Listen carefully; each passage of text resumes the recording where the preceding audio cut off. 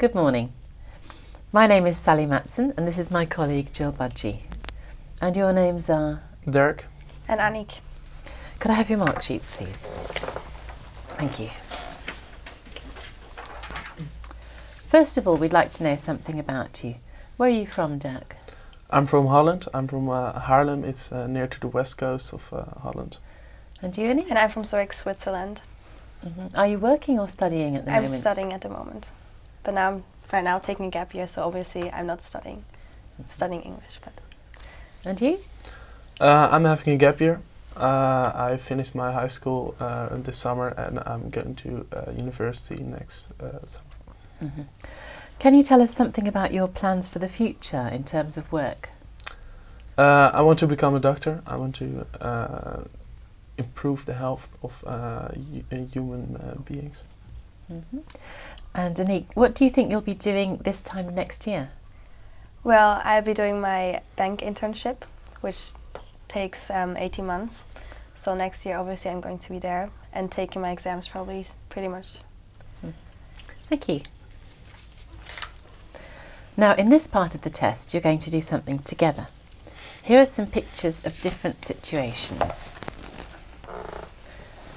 First, I'd like you to look at pictures A and D and talk together about the sounds you might hear in these situations.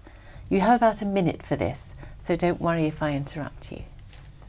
Okay, on picture A you can see, I think, some kind of jungle with chimpanzees. Yes. So I guess there are a lot of natural sounds, like leaves moving and maybe some water, maybe there's a river nearby. And maybe the roaring of the chimpanzees as well. Yeah, or gorillas, I don't know, some kind of apes. Wind, yeah. And yeah, maybe also some birds, because there are going to be a lot of birds. Definitely, yeah. And what other animals could there be? Well, just different kind of insects maybe as well. Yeah, but I don't think you hear them a lot. And about depends. D, I think the splashing of the water, definitely, of the sea. And maybe the sound of the rolling plastic objects. Yeah, but I don't think you hear any people because it doesn't look so nice there. So I think it's going to be pretty much silent there. Thank you. Now look at all the pictures. I'd like you to imagine that an environmental organisation is planning a poster campaign to raise public awareness of environmental issues. Talk together about the environmental issues suggested by these images. Then decide on an image for the poster which would be most effective in raising public awareness. You have about 3 minutes to talk about this. I think the environmental issue in the first photograph is about the extinction of animals. Lots of species. Yes. Yeah, but you cannot really see that they're not doing well. It looks like a typical calendar picture, or it doesn't look too bad. So I don't think this is a suitable picture. They're having the good life in there. Yeah, it seems like. They look happy with the baby on the back. And yes. And what do you think about B? B, I also don't think it's that suitable for the campaign because I don't think it makes a big change for the awareness of the people if they see the picture, because they probably won't connect it to pollution or deforestation or anything. The only thing here is like the plastic cup, or I don't know, maybe it's a glass. Yeah, maybe it's the pollution of water. Reuse it. Yeah, because this is obviously like, I think, frizzy water, like filtered water from a spring. So I also don't think this is suitable. I don't think either. Picture I think C, is a rather good one. You see all the. It's a third world country, a developing country, certainly.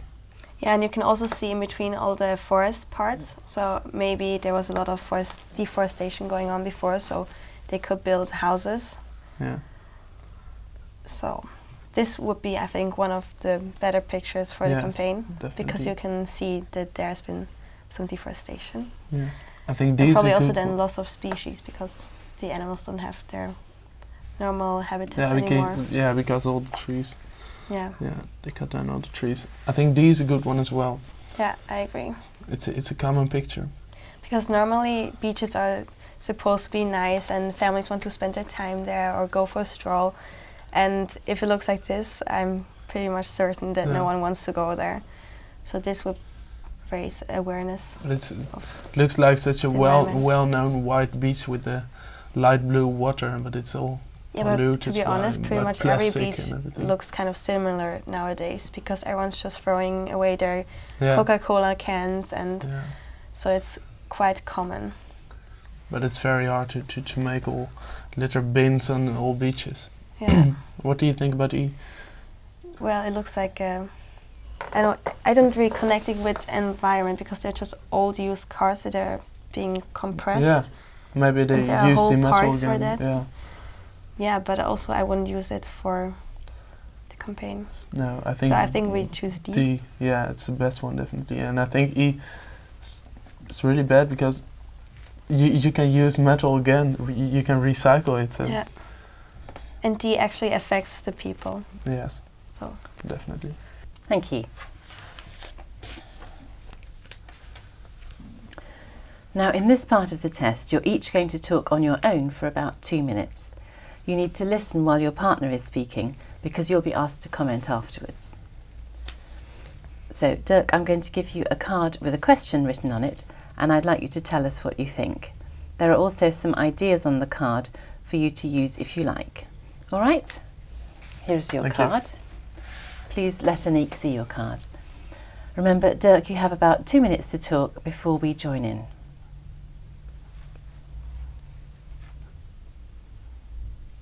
How important is it to make long-term plans?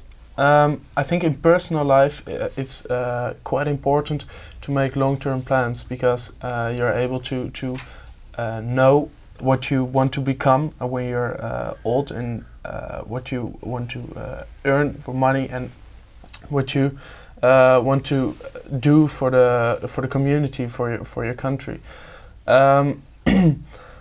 I think in talking in shorter terms, it's good to know what you want to do this year. It's long term as well, but it's shorter term. In work, school, it's really for yourself important to know what you want to do after school, so you have good grades in certain subjects. So that you will be able to show other people after school that you like the things that you're good in. In government, it is of course very important to make long-term plans.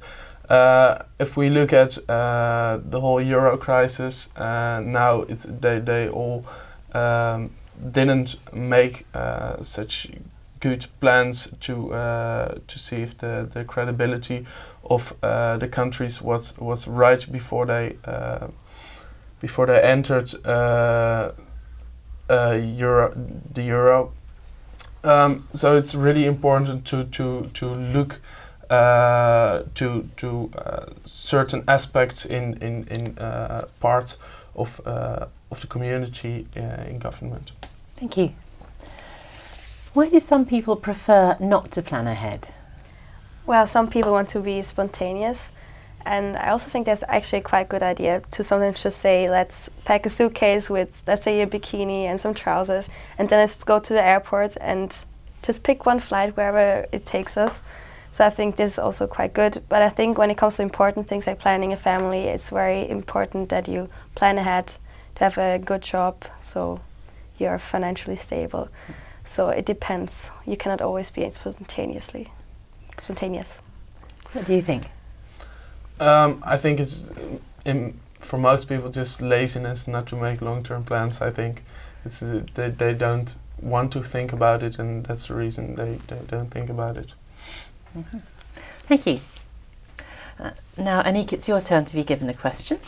Here's your card. Please let Derk see your card. Remember, Annick, you have about 2 minutes to tell us what you think, and there are some ideas on the card for you to use if you like. All right? Yeah. What factors will influence how cities develop in the future? That's a very good question, because I think because of the rising population nowadays, that's very important right now to think about the future. So when it comes to population, we can definitely see that there's going to be more people in one city. So probably they have to build more houses, higher houses, build more skyscrapers. People are going to live in much smaller spaces. And also I think the living standard is going to get a bit down, because you probably won't be able to have a garden and your own house. You will just share a small flat, probably in the big cities. Also, you have to deforest forests in order to make space for buildings. So I think the cities are just going to get more packed with buildings, and the nature or the sceneries are going to suffer from that. And financially, well, they could develop in different ways. I think everything is getting more expensive every day because the resources are getting rarer. And yeah, I think also the price of water is going to raise, and energy and the fuel, obviously. And yeah, just like things like petrol. And climate, well, we're experiencing global climate changes, global warming. But I think not every city is affected so far. So probably in the jungles or like rainforests, the seasons are not really going to change because they're always at the equator. But other cities, like, not really cities, but let's say the Antarctica, I think all the ice shelves are going to melt at some point, and then just the animals are going to suffer, and also the people there. Thank you. Is it important to preserve old buildings in cities? I think so, because if you want to have the old scenery that we had in the early days, many people used to are usually looking back to the good life. Many old people, and I think it's really good to preserve those buildings, to have the old scenery in the cities. What do you think? I agree, but I also think that they're a very important part of the culture of the city. So let's look at England.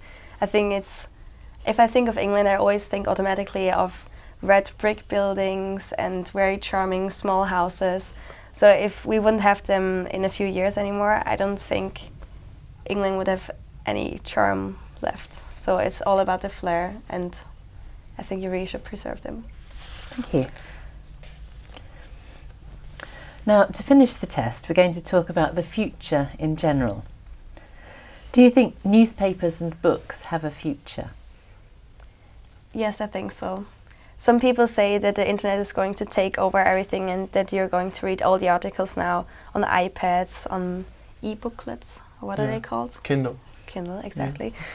But I think it's still nice to have an actual newspaper in your hand, a physical one that you can touch, and just also the smell of the paper. So. Yeah, and I think the sound of flipping a page is so good, and most people don't like it to read from a screen because their eyes get tired. But I think it's much better to read from a paper. It's more quiet, more just relaxing for your eyes. Yeah. Given the choice, would you rather live in the past or in the future?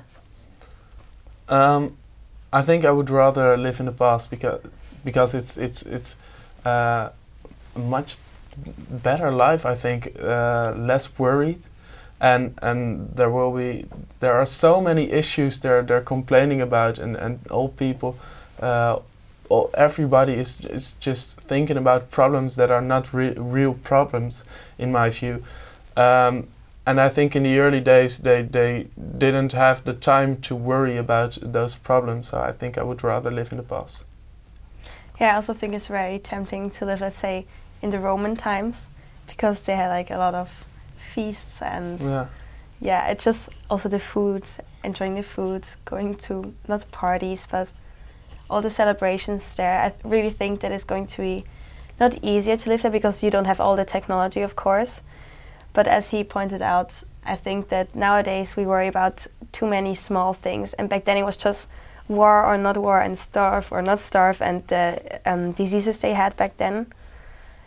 Okay, of course now we have the medical advantages, so we don't have to worry about the pest or I don't know. Yeah, but we're worrying about things that are not. But it also would problems. be nice to like be one day in the future, where you have like everything automatically and just not to actually live there, but just to experience and see how it is. How will you enjoy yourself if everything is done by something else? Well, we don't know how the future is going to be like, so maybe you have like cyber jets and you can fly, and I think this would be fun. Could be. Could be. Some people worry that wild animals will only exist in zoos in the future. What do you think about this? Well, I hope not. No. But right now it seems like many species are going to be extinct in hundreds of years. But I think humankind should try to do their best in preserving them. And maybe keeping them in zoo as well is helping to preserve them, because they don't lose their habitat there, but still it's not real wildlife. Yeah, but I think it's better to have certain reservates to keep the animals and to have the wildlife as well in there. It's much better for the animals, I think, than in a zoo. I think all the animals are so bored by always the same thing in the in a zoo. small cage. Yes. What changes might there be in food and food production in the future? Well, I'm still waiting for the invention of like a small pill where you can have like a starter, a main course and a dessert. They would change flavors. It would be very nice, no? Then you don't have to take all the time in eating it, and you have the same enjoyment. But still, it also wouldn't be the same. Like actually cutting a nice piece of steak, it's better than just taking a tablet. But I think we will always eat vegetables, but I think there will be a change in maybe the food coming from snack bars and fast food brands. But I also think that more food is going to be organic in the future. Definitely. Thank you. That is the end of the test.